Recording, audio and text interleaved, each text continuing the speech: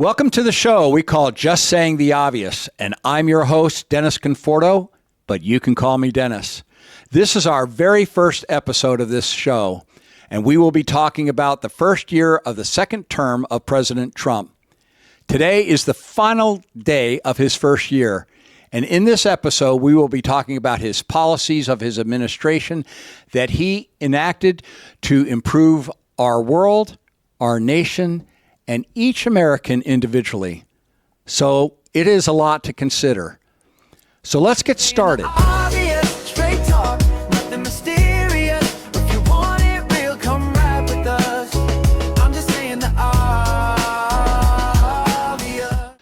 I have personally lived through 14 presidents of the United States, starting with Harry Truman all the way up to President number 47, President Trump. I have witnessed in my lifetime a president assassinated, JFK, when I was only 13 years old. I have witnessed the assassination attempts on 3 Republican presidents, President Ford, President Reagan, and President Trump. I watched a Republican, President Nixon, resign. I have seen our endless wars, from Vietnam to various wars that never seem to end in the Middle East. I have watched our reaction as a nation to natural disasters that happen not only within the border of our nation, but within the borders of other nations. And I have witnessed the rise and fall of our financial markets. And I have watched the political elites stroke the flame of anger across our nation. The elites have divided our nation for financial gain and political power. There is no profit in good news. I want you to think about that for a moment. There is only profit in bad news made worse. I've watched us land on the moon, and then I've seen the birth of the internet, the birth of cell phones, and an endless array of medical miracles. I've watched our own government grow faster than any other sector. And as I watched it grow, I watched it shrink people. I have watched an endless array of bad policies implemented during all those administrations, the combination of which placed us in a staggering $38 trillion in debt. Even worse is the combination of both federal and state unfunded liabilities of over $300 trillion, meaning that every single American is slightly over $1 million in debt. This means that a family of 5, a husband and wife and 3 children, is already $5 million in debt. Just think about that for a moment. If you want to know what failed policies look like over my lifetime and your lifetime, it is all reflected in that one number of our debt. This nation should have a surplus, not be the largest debtor on earth. Which now leads me to the discussion of President Trump. So much of what he has done was to undo that which was failed in previous administration. President Trump had to attack many things at the same time because many things were failing at the same time, and magically they were all interconnected in some odd way. First, let me talk about what he did globally. The most striking thing is he took over the United Nations' primary job, which was to bring peace to a world at constant war. So far in his first year, he has ended 9 wars or major conflicts, with several wars still on his radar screen, like the big one we're all dealing with in the world today between Ukraine and Russia. He talks more about the lives of young men lost, young men who are Russian, young men who are Ukrainian, than I see Putin and Zelensky talk about. The average American had no idea that we had been paying tariffs to other nations that were imposed upon us by those nations until Donald Trump all of a sudden noticed this phenomena and decided to do something about it. And this is the amazing thing about Donald Trump. He has figured a way to see problems that nobody else sees, and then he turns around and educates all of us so we begin to understand how the heck did we get $38 trillion in debt. So he used reciprocal tariffs to do what Congress failed to do for 7 decades, to deal with that problem. Congress all of a sudden now wants to be involved in tariffs, but for 7 decades, they never said anything about the tariffs on other nations. They now want to manage his tariffs that he is reciprocating with other countries who have been so unfair to us. The fact is that Congress never seemed to be aware that this was a problem. In fact, a lot of the problems we are talking about, Congress seemed to never be aware of. Americans are learning because of what Trump is doing to fix things that are broken everywhere. But there's an interesting thing that is happening. There is a resistance to fix what was broken. And the resistance to fix it makes you wonder why. And who benefits when things are left broken? He had to fix the issues related to the Panama Canal, which most Americans were completely unaware of. People did not know that battleships and our Navy passing through the Panama Canal was paying $1 million per ship, even though those ships were on either side of the canal, protecting the canal that we were being charged to pass through. He began to fix the massive trade deficits, which he has now cut in half in his first year. This trade deficit scheme transferred our wealth to other nations, and China was the King Kong of them all. Then he dealt with the Gulf of America, and many Americans were offended that he changed the name from the Gulf of Mexico to the Gulf of America. But it is our Navy, it's the American Navy that is protecting that Gulf. Rest assured you, it isn't the Mexican Navy that is doing that. But in those waters, we're passing through some of the most deadly drugs being entered into the United States, which over the last 20 years has killed a staggering 2 million people. It is a silent war for which there are no memorials, and yet it is the greatest war we have ever lost. Then he shifted his attention to Greenland. It seemed strange and improbable. Actually, Harry Truman saw this problem and attempted to buy it, but lost that vote in Congress by 1 vote. And now here again, we're seeing President Trump attempting to do the same thing. But why is Greenland so important? Well, it turns out that there is a northern route up above Alaska and up above Canada, and then in between Canada and Greenland, that is a new passageway for ships to go through. He has ordered a staggering 50 icebreakers to make sure that those ice packs allow for commerce to travel the northern route. So now we have 2 routes, the northern route and the Panama Canal. But there was something else that was interesting about Greenland. If you look at Greenland and Alaska and the United States, you see that Greenland represents up in our northeastern corner of our continent a flight path which ballistic missiles can go across undetected. It turns out to make the Golden Dome work, we need to have massive military installations on Greenland to protect Canada, to protect North America, to protect Greenland, and yes, believe it or not, to protect Denmark that currently owns Greenland and all of Europe with those detection systems that can immediately detect nuclear warheads on the move. Then he shifted again, and he started dealing with global human trafficking. He was an expert at this because he was dealing with human trafficking in the United States.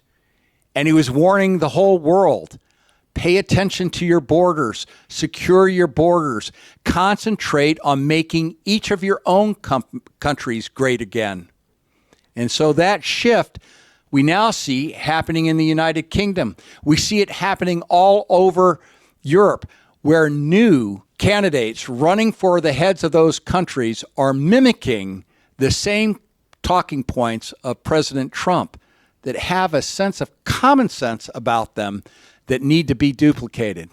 He shifted again because he was dealing with drugs in the United States, and he began to understand that drug trafficking was not just a U.S. problem, it was a global problem. And the cartel was not just a organization that directed its profit-making machines in the United States, but it was making its operation global in nature. Then he started to deal with the issues in Africa that dealt with issues related to slavery. Now, in the United States, we're all triggered by the word slavery, the slavery of our past. We spend a lot of time talking about it, reliving what has been gone for generations, without anybody talking about the 70 to 80 million living slaves in the world today. There are more slaves living today than any time in the history of the world. Then he shifted again. He discovered another problem. We just saw it in the news, the shadow takers with the oil that has been contained within them, that are floating around aimlessly around the world, that were used by Russia and China as the biggest laundry money scheme ever created. And he is now shutting that down for them and for the world. He shifted again.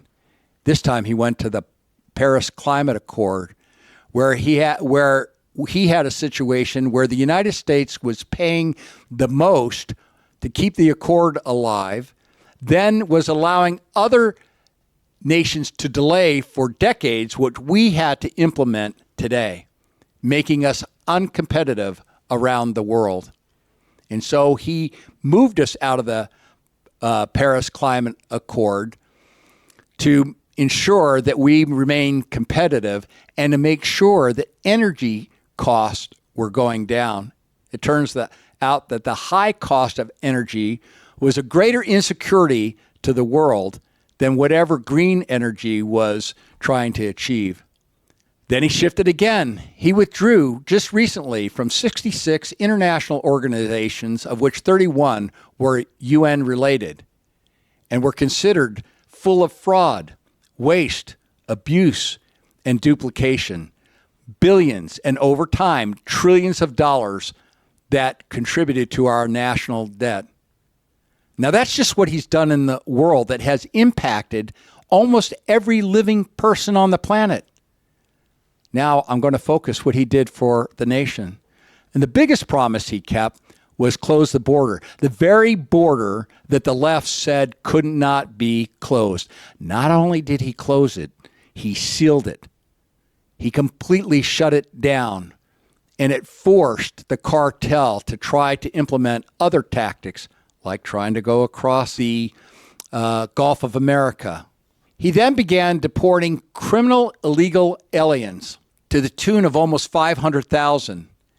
And he also was deporting illegal aliens who were not known criminals, but who were protecting and hiding those that they knew were criminal, which is obviously a criminal offense.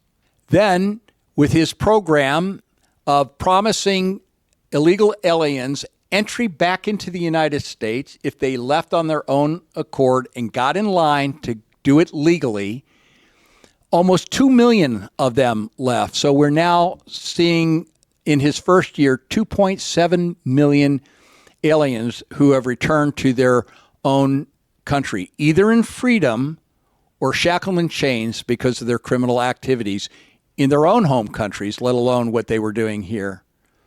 He shifted again to the culture war, moving the whole country from DEI to a merit-based hiring and promotion system. It changed how the military functioned. It changed how businesses began to function.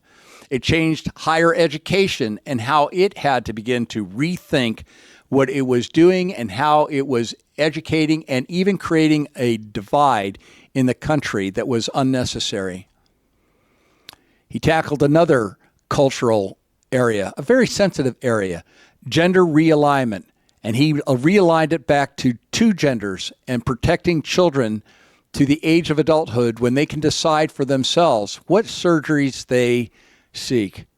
He then moved on to tariffs the reciprocal tariffs, but there was a benefit to the reciprocal tariffs that we don't talk about. The $18 trillion in investments that came into the United States from foreign governments that now realize that because of the reciprocal tariffs, that it was better for them to invest their money in the United States. This is going to unlock an economic engine in the United States that we have never seen before. And in 2026, you're going to see an engine produce in a way that none of us have ever seen in our lifetime. What is really important to note is that he is focused on growth as a way to increase tax revenues than increasing tax on revenues that aren't growing or on our personal income. Then he shifted again, returning education back to the states and back to the parents and taking it away from the one-size-failed policy of the federal government trying to run the educational department from Washington, D.C., getting the education closer to each state, closer to the parents, and closer to administrators of schools in their home states. He shifted again and started working on deregulation. He did this by announcing a new requirement that for every regulation that was added, 10 old regulations had to be dropped. This was completely different than what he'd done in his first administration. It was a 2-to-1 relationship, but today he made it a 10-to-1 relationship. And then, of course, there was the big, beautiful bill that strengthened our national security and reset the priorities of America for Americans first. Then he shifted again to a discussion related to the ballroom. For some, this is a trigger point. But the ballroom will only be used once or twice by President Trump. This ballroom is designed for future presidents to host the nation of the world, rather than coming to the most powerful nation on earth and meeting in a tent out in front of the White House. Now let's shift again to the individual. The biggest thing that Trump is doing for the individual is simply this. He is focused on growing the economy, which means he's focused on growing your income at a rate that you have not seen in your lifetime, especially for the average American. He is also focused on affordability. And one of the biggest areas where we're having a problem with affordability is in healthcare. And a couple of weeks ago, he lowered the drug pricing to the most favored nation status, meaning that he met with the drug companies, worked out a deal with them that if you sell your drugs to another nation for less than you sell it to our nation, that we get that same pricing for us. This shift forced the nations like France to go up 30%. And I want you to think about that for a moment. All of these years, we have been subsidizing the drugs for the nations of the earth at the expense of our own people, giving other nations around the world preferential treatment while we suffered with higher pricing and a higher cost of living. Then, of course, his favorite thing was drill, baby, drill, producing more oil and more energy than we have ever produced in the history of the United States. And this is driving the cost of everything down because the cost of energy is in everything. It is in our clothing. It is in our food. It is in our homes. It's in everything that we do. It's even in our electricity. And so that not only drove the cost down for Americans, which obviously we can all see, with the exception of a couple states like California, who is, by their own policies, their energy cost is going to continue to rise, which should tell you something about the policies of the left. But this drill, baby, drill solved problems around the world for countries in Africa who energy costs was literally creating poverty, increasing at an alarming rate. So drill, baby, drill was not just for Americans.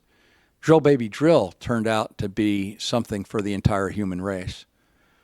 Then he provided for Americans the biggest tax break in American history. And this tax break, as some will tell you, was for the billionaires, but really it was not for the billionaires. It was, as a percentage, for Main Street America, who needed the help the most. He then shifted to small benefits, but important benefits for millions of Americans, personal benefits to them, like no tax on tips, no tax on overtime, and no tax on Social Security for millions of Americans who are in the final chapters of their life. And finally, a new way to fix our broken healthcare system from what the insurance companies broke when they helped draft Obamacare. If you want to know why our healthcare went up, you can look at what the insurance companies did inside of Obamacare. In this 1 year, Trump fixed what 14 previous administrations had broken. And we know they broke it because we have all the debt to prove it without moving the needle significantly for America to realize its full potential.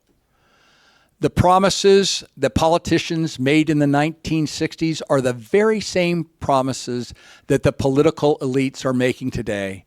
Better health care, better education. Meanwhile, all of it went backwards and we were spending more and more to try to make something happen. What happened was we all overpaid for the improvements we never really saw as we all slid backwards together. So here we are in 2026, and it will be the best year of any administration since our nation was first conceived. And I'm talking about since George Washington. But do not worry, the legacy media will continue to try to convince you that the sky is falling in a vain attempt to try to convince you that the previous 4 years were some sort of high mark. And this is Dennis Conforto, just saying the obvious once again. Pull up a chair, got something to share. Politics, policy, life, we go there. Gun, yeah. Name's Dennis, say it how it is. From the kitchen table talk to the big biz. Headline spinning, but I cut through the spin. If you're tired of the noise, let's begin. I'm just saying the obvious, saying what you're thinking anyway. From the loss to the cost of your coffee cup, to the mess of your everyday. Yeah, I'm just saying the obvious, straight talk, nothing mysterious. If you want it real, come ride with us. I'm just saying the obvious. I have watched the political and media edit. I have watched. Saying what you're thinking anyway. From the loss to the cost of your coffee cup, to the mess of your everyday. Yeah, I'm just saying the obvious, straight talk, nothing mysterious. If you want it real, come ride with us. I'm just saying the obvious. Politics, policy, everyday life, turn it up, cut through the hype with Dennis on the mic.